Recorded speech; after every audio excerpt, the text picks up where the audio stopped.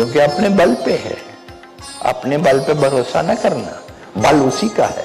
अब भी जो बल तुम्हारे में है वो उसी का दिया हुआ है। जो भी बल के ऊपर अहंकार किए बैठे हैं वो ये समझ लें कि सारा बल वहां से मिल रहा है, वहां से मिल रहा है और कहीं भी नहीं। बल कहां से लोगे? शक्ति उसने दी। जब पेट में थे, किसी माँ के गर्भ में थे, तब भी शक्ति तुम्हें तभी से उसने देनी शुरू कर दी। उससे भी पहले, विज्ञान तो बहुत पीछे चले गए, उससे भी पहले जब तुम गर्भ में भी नहीं आए थे तभी से उसने शक्ति तुम्हें देनी शुरू कर दी। वो पहले से निश्चित था, पूर्व निश्चित था। तो कहां से शक्ति मिलती है तुम्हें? छोड़ दो अपने आप को। Surrender, surrender is the answer.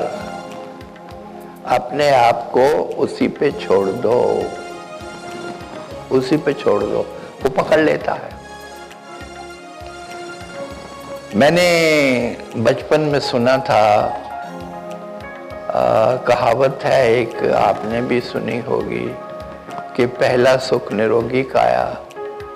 सुना हुआ है ना? दूसरा सुख, हाँ, जेब तो छोटी है, घर में माया।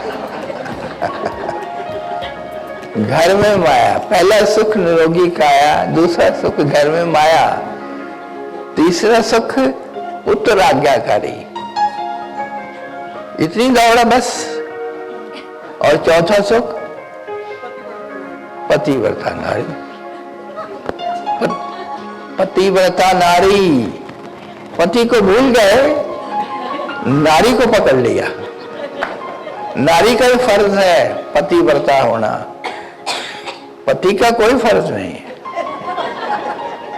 ये पुरुष प्रधान समाज है।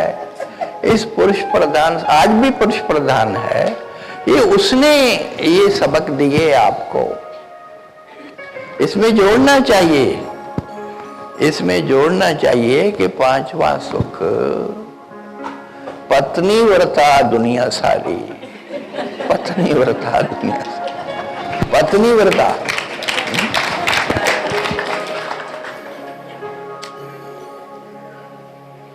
ऐसा है। पहला सुख निरोगी काया। निरोग तो होना ही चाहिए। रोग क्यों आता है? वो भी तुम्हारे अपने कारण आता है। परमात्मा ने तो तुम्हें रोगी नहीं दी थी काया, रोग तुमने सहेड़ लिए। तुमने अपने कामों से, अपने खान पान से, अपने किरदारों से रोग सहेड़ लिए। मैंने देखा है कि जो क्रोधी व्यक्ति है, जो क्रोध करता है, उसको सबसे पहले रोग पकड़ते हैं। और ऐसे रोग जिनका इलाज नहीं है, जिनका कोई इलाज नहीं। इसीलिए हमने कहा ना कि काम क्रोध मद मोह को तुम सदा तजो। भगवान कृष्ण ने तो अर्जुन को यहां तक कह दिया कि ये मोक्ष के द्वार पे अगर पहुंचना चाहते हो तो पहले उन द्वारों को बंद करो जो द्वार इनके लिए खुले हैं। नरक के द्वार जो है, नरक का द्वार बंद करोगे तो मोक्ष का खुला मिलेगा। मैं मोक्ष के पक्ष में नहीं हूं, क्योंकि मोक्ष दो कौड़ी का। मोक्ष भी मत मांगा करो। दाता दयाल ने तो मांगा है, गुरु धर्म देत, गुरु धर्म देत, धर्म भी देता है। गुरु काम मोक्ष देने हारे। तो मोक्ष, मोक्ष आखिरी सीढ़ी मानी गई। तुम्हारे शास्त्रों ने भी, तुम्हारे गुरुओं ने भी। लेकिन मोक्ष तो दो कौड़ी का हुआ, और वो भी इच्छा लिए हुए। अगर तुम भक्ति करते हो किसी की, तो उसमें अगर इच्छा का लेश मात्र भी कण है तो तुम्हें कुछ प्राप्त नहीं होगा। ये भी बता दूं मैं। मोक्ष की इच्छा किस लिए कर रहे हो? 2 कौड़ी का मोक्ष, फिर स्वर्ग की बात करते हो। ये महाराज जी स्वर्ग मिल जाए, स्वर्ग की हालत जानते हो? कभी जाओ वहां, इंद्र के दरबार में जाओ,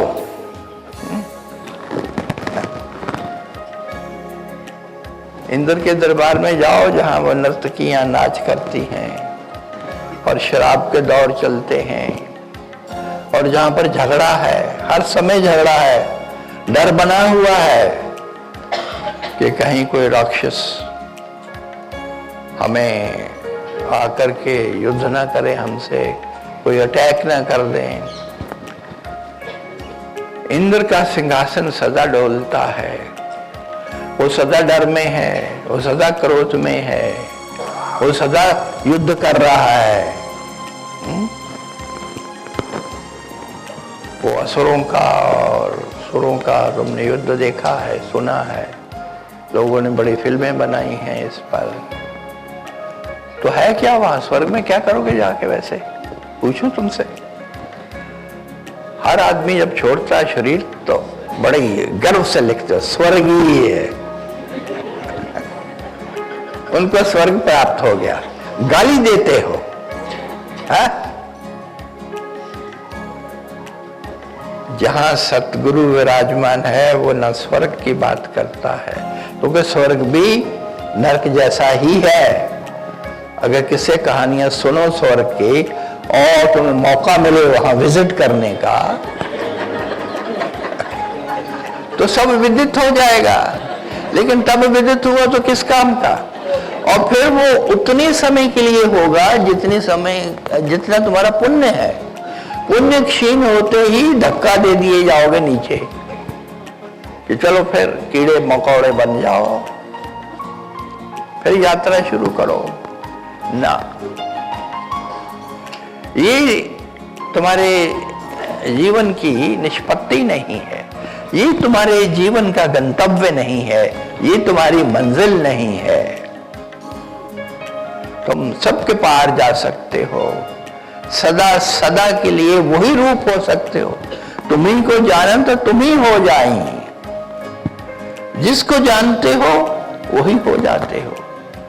और जब उसको जान लिया गुरु कृपा से, गुरु का लड़ पकड़ के, गुरु को लड़ अपना पकड़ा के जब वो वहां तुम्हें ले गया, तो फिर वो कहता है कि बस अब मुझे छोड़ दो, हो रहा जिसकी तड़प थी तुम्हें। और कबीर साहब के आता है ना एक किस्से में कि गुरु गोविंद दोई खड़े काके लागू पाए, बड़ा मार्मिक है ये। एक वक्त आता है कि गुरु का लड़ पकड़े पकड़े पकड़े पकड़े तुम गोविंद के सामने चले जाते हैं, गोविंद आ जाता है और गुरु कहता है ये रहा, इसी के लिए तुम तड़प रहे थे, जाओ। और जो सच्चा भक्त है कबीर साहब जैसा, वो कहता ना अब नहीं, तब था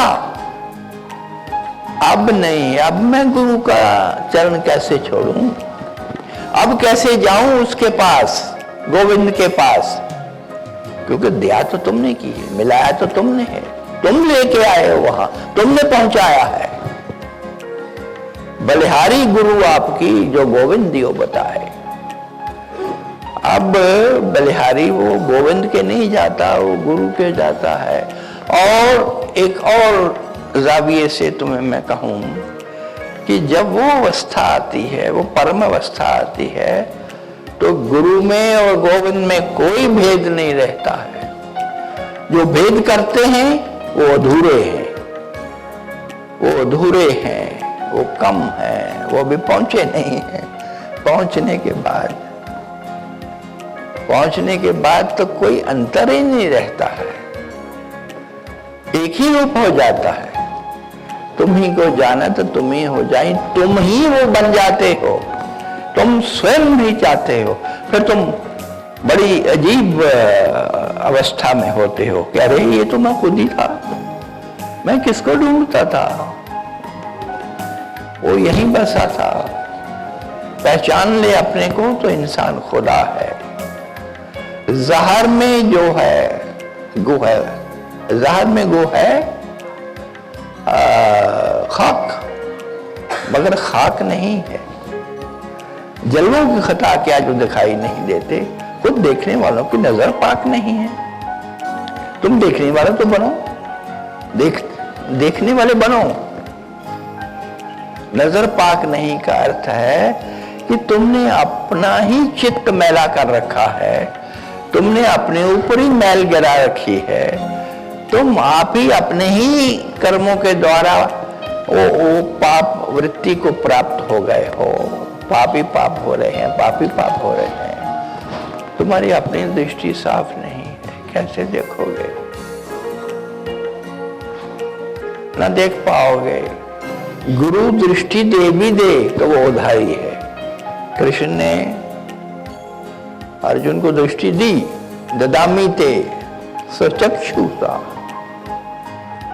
न तुमाम शक्य से द्रष्टुम नैव स्वचक्षुषा। इन चक्षुओं से मुझे ना देख पाओगे तुम। दिव्यम ददामी ते चक्षु, मैं तुम्हें एक दिव्य चक्षु देता हूं, उससे देख लेना। जैसे संजय को वेद व्यास ने दिया, देख लेना। वो चक्षु यहां का नहीं है, वो चर्म चक्षु नहीं है, वो प्रज्ञा का चक्षु है जो भीतर खुलता है और उससे तुम सब दिखाई देने लगता है। जब कोई कबीर कहता है कि दीदार करवा सकता हूं मैं, सतगुरु वही है जो नैनन अलख लखावे, जो इन नैनों से ही उसको जो दिखाई नहीं देता उसको दिखा दे। वो भीतर का चक्षु है, वो नैन वो है। वो नैन जब खुलते हैं, उसी को कईयों ने कहा कुंडलिनी का जागरण। योगियों ने कहा कुंडली जागृत करो, तुम धक्के मार मार के कुंडलिनी को जागृत करने लगे। इन सब से, ये सब खेल हैं, इनसे ना हो पाएगा, इनसे ना हो पाएगा। जिसका अपना चक्षु खुला है वो पल भर में ऐसे हाथ हिला के तुम्हारा चक्षु खोल सकता है। तुम तैयार नहीं हो, तैयार होते ही पल भर की भी देर नहीं लगती है। क्षिप्रम भवति धर्मात्मा शाश्वत शांतिम निगच्छति, शाश्वत शांतिम निगच्छति। वो शांति जो आके कभी नहीं जाती, वो आनंद जो आके कभी नहीं मिटता, वो तुम्हें प्राप्त हो जाता है एक पल में। क्षिप्रम, एक पल में। कैसे? वैसे बस डाल दो, डाल दो, सब छोड़ दो उसके ऊपर, तो सब हो जाएगा। अगर तुम गोलगप्पे खाते हो और बाहर वो सारा जो सामान जिस पे मक्खियां भिनक रही हैं और जिस पे तरह तरह के वो पता नहीं कैसे बनाया है कि पैरों के साथ गूंथा गया है वो सारा माल,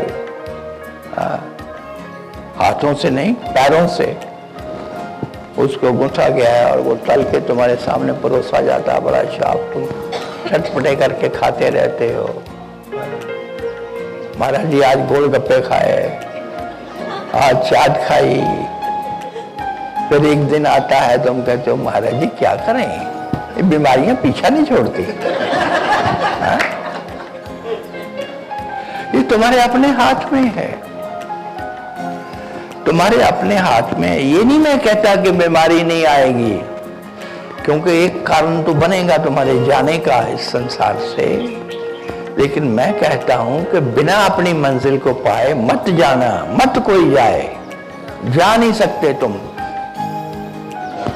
वो तो केवल भीष्म पितामह को इच्छा मृत्यु का वर नहीं था, तुम सबको वर है वो इच्छा मृत्यु का, कि तुम जब चाहोगे तब जाओगे।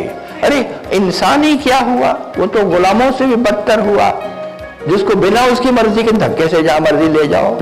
तुमको भेड़ बकरी हो कि तुम्हें उधर ले गए, उधर ले गए, जब चाहा जीवन दे दिया, जब चाहा जीवन खोस लिया, ले लिया। नहीं, तुम सबसे वो सर्वोपरि हो, सर्वोपरि हो।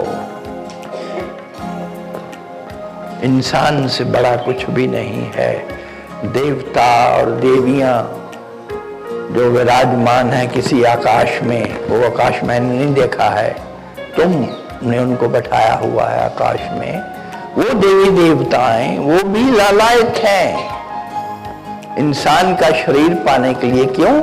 क्योंकि इंसान का शरीर मिल जाए तो फिर वो प्राप्ति की जा सकती है जिस प्राप्ति के लिए जन्मों जन्मों से इंसान भटक रहा है। अनंत जन्म बीत गए, अनंत। वो गिनती हो तो मैं बताऊं तुम्हें। तो फिर क्या करोगे? क्या करोगे? हाँ? काया ही निरोगी नहीं होती, दवाइयों के सिर पे जीता है इंसान, दवाइयां ले लेके जीता है।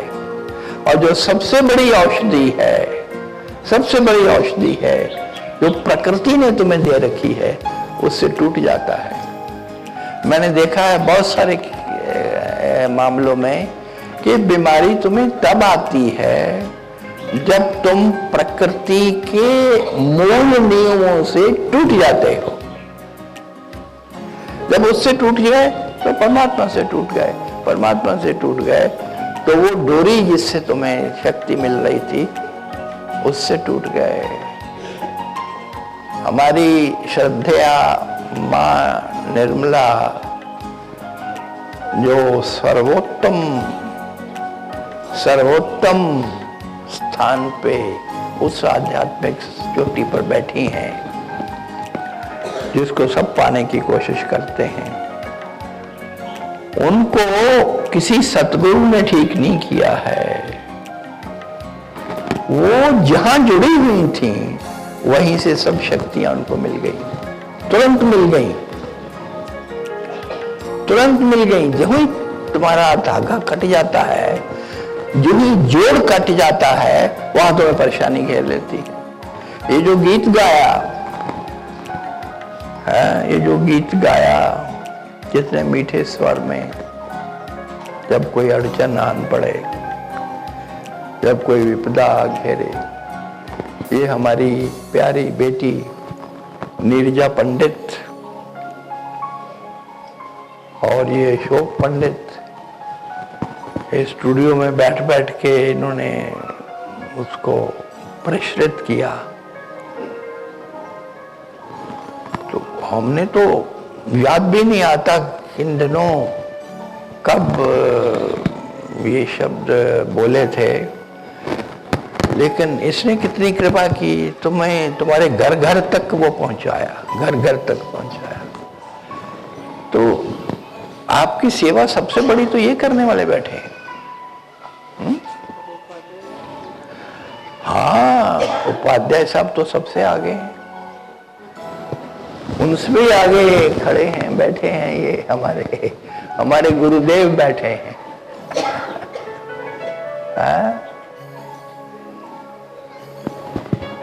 जानते हो ना श्री आईसी अग्रवाल? हाँ, ये इंदर अग्रवाल है, मैं इनको इंदर के नाम से पुकारता हूँ। जिस इंदर को याद कर रहे थे वो ये बैठे।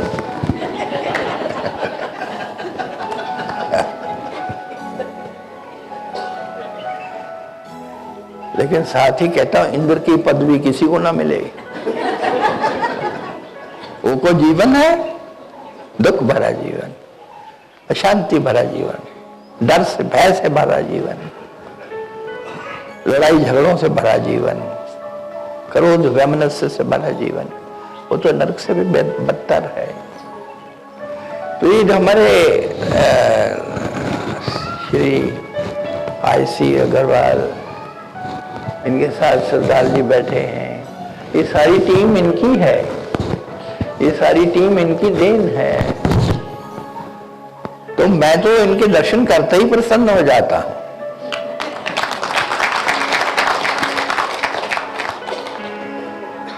और उसके ऊपर महान कृपा करने वाले ये हमारे अशोक पंडित जी बैठे हैं। इनके पास समय नहीं है, लेकिन इतना समय आपको देते हैं। आप किस किस की शुक्रिया अदा करोगे, किस किस का शुक्रिया अदा करोगे? कर सकते हो? नहीं कर सकते। इनका शुक्रिया नहीं अदा किया जा सकता। बियॉन्ड और ये जो थैंक्स वैंक्स करते हो, बड़ा अच्छा लगा, ये लगा, और ये बड़े छोटे शब्द हैं। किस मुख से तेरी महिमा गाऊं? इन्होंने जो किया है वो बड़ों ने नहीं कर सका। और मैंने कभी इनको नहीं कहा आने के लिए, देखो आप यहाँ आने के लिए मैंने इनको कभी न्योता नहीं भेजा, कभी नहीं कहा। माँ तो शुरू से ही जुड़ी हुई हैं और आती रहती थी। इन्होंने अपने आप ये बीड़ा उठाया। मैंने ये आईसी अग्रवाल साहब को नहीं कभी कहा कि कोई टीम खड़ी करो, देखो अपने आप किया। ये होती है सेवा, असली सेवा ये है।